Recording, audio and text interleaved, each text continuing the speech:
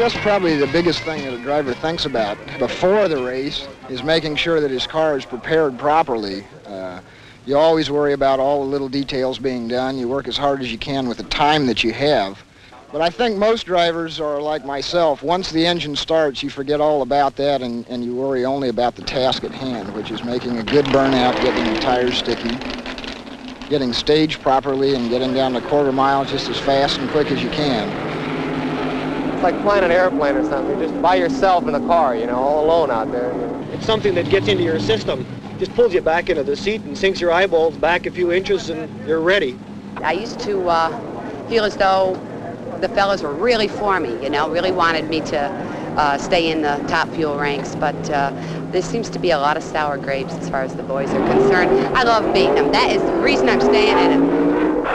And here is Shirley Cha-Cha Muldowney, the only woman licensed to drive a top fuel dragster.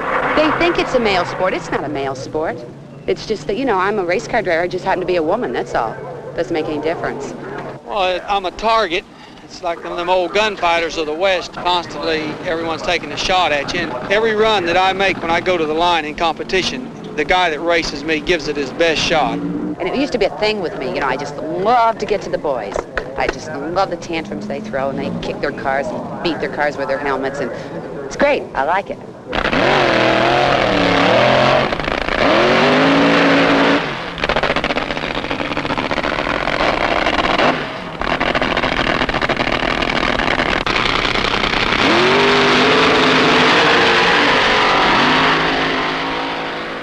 I work for a speed shop and I hang around the races. I love the cars and I love the competition. I love the men. To go down the road with a rig like I have and spare engines and parts and whatever, probably you're talking around $50,000. Some races pay as much as $35,000, a little as $1,000. That's fine. You like to win the big ones, obviously. Well, I think the top 10 pros all earn over $200,000 a year in this sport. I know I do, and I'm sure some of the rest earn as much or more. I look at drag racing as in a different aspect. It's more of a hobby to me, so I don't try and make any money off of it.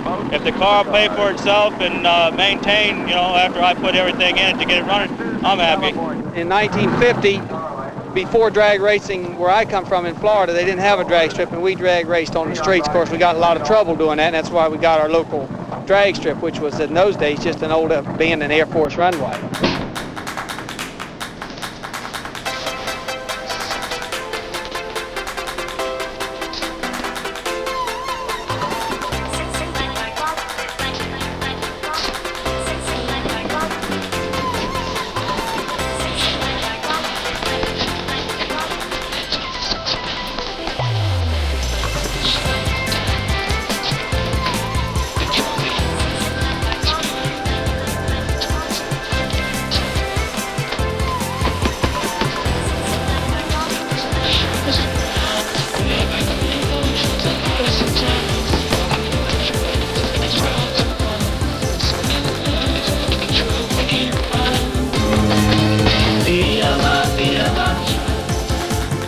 I think the most drastic difference between then and now was just about anybody could go racing that really had an intention to do so.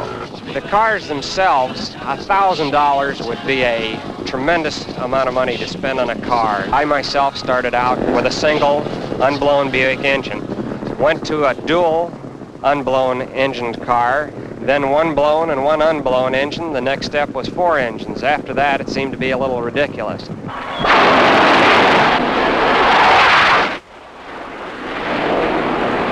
Dave Anderson, 544, 285.71 miles an hour for the pollution packer.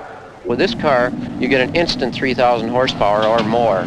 I get about 3.5 G's of force against my body. It is a true rocket, like the astronauts use for the moon. The basic controls that you find in a top fuel car are probably just a little bit more complicated than most people think of, but really very simple and basic.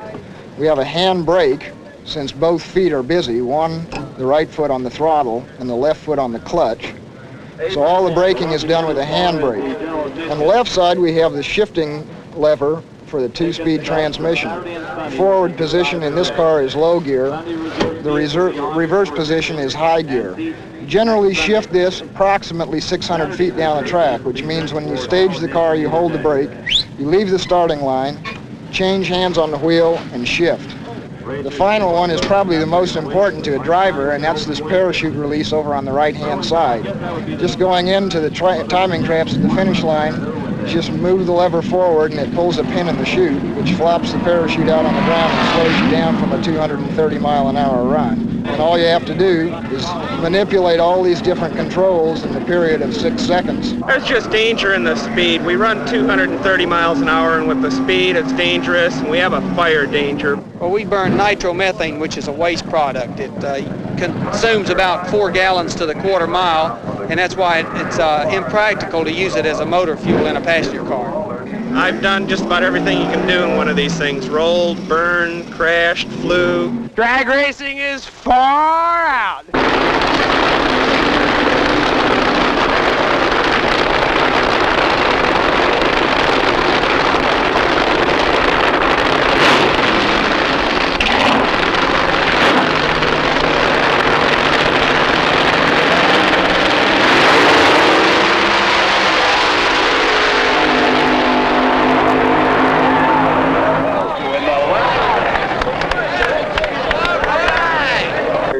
Watching the cars crash. I don't follow the names or the times or anything like that. I just like the excitement and the color and the people. It's a good, clean sport, you know. A lot of stiff competition. You can't beat it. We sit up here at the top row every year and just have a ball. Freeze to death part of the time, but have It's very colorful. I think the cars are they're very creative. Their designs and colors and names. And the smell of the fumes and the big blowouts that they have here and things like that. The smell and the noise is what is so exciting. There's a lot of noise. I don't know, it's almost a sexual thing, I think. People really get their kicks out here. I guess I get rid of my frustrations. I drive better on the highway. I get so much enjoyment because they're running about 2 seconds faster than they were in '69. No, it's neat. It's fantastic to see the cars race.